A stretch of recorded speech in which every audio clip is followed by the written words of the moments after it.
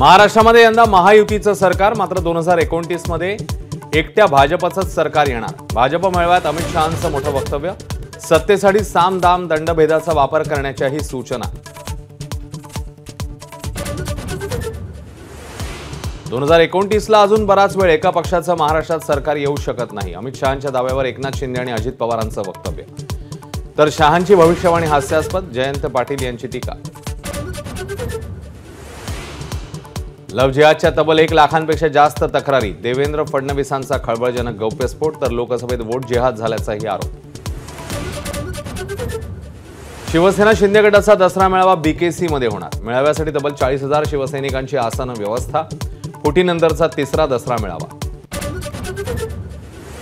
घटस्थापनेनंतर मवियाचा जागा वाटप बहुतांश पूर्ण होणार, तर दसऱ्याच्या मुहूर्तावर तिन्ही पक्ष जागा वाटप जाहीर करणार। बैठकीनंतर आव्हाडांची माहिती। राष्ट्रवादी शरद पवार पक्ष मुख्यमंत्रीपदाच्या शर्यतीत नाही, विधानसभा निवडणुकीच्या तोंडावर सुप्रिया सुळेंचं विधान। माझ्यावरच्या हल्ल्यामागे संभाजीराजेंसह कोल्हापूरच्या बड्या नेत्याचा हात, लक्ष्मण हाकेंचा गंभीर आरोप, तर कॉल रेकॉर्ड चेक करण्याची ही मागणी। बदलापूर प्रकरणातील फरार आरोपींना दिलासा देण्यास हायकोर्टाचा नकार, शाळेचे संस्थाचालक सचिवांचा अटकपूर्व जामीन फेटाळला, आरोपींवर पुरावे नष्ट करण्याचा प्रयत्न केल्याचाही आरोप। गरब्यासाठी येणाऱ्या प्रत्येक व्यक्तीला गोमूत्र प्यायला द्यायला हवं, मुस्लिमांना रोखण्यासाठी इंदूरच्या भाजप जिल्हाध्यक्षांचं टोकाचं वक्तव्य, तर आधार कार्ड तपासावं, विहीनपची भूमिका। अभिनेता गोविंदाच्या पायाला गोळी कशी लागली, घटनाक्रम माझाच्या हाती, स्वतःचीच बंदूक साफ करताना चुकून गोळीबार, मुख्यमंत्र्यांकडून प्रकृतीची विचारपूस।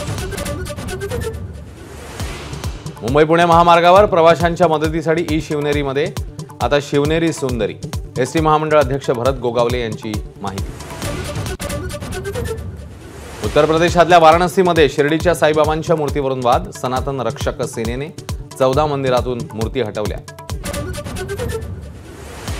तिसऱ्या आणि शेवटच्या टप्प्यात जम्मू काश्मीरमध्ये 63% मतदान, उधमपूरमध्ये सर्वाधिक 73% मतदान।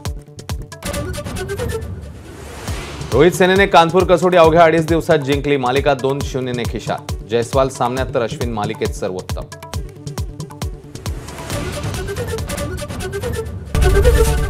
एबीपी माझा, उघडा डोळे बघा नीट।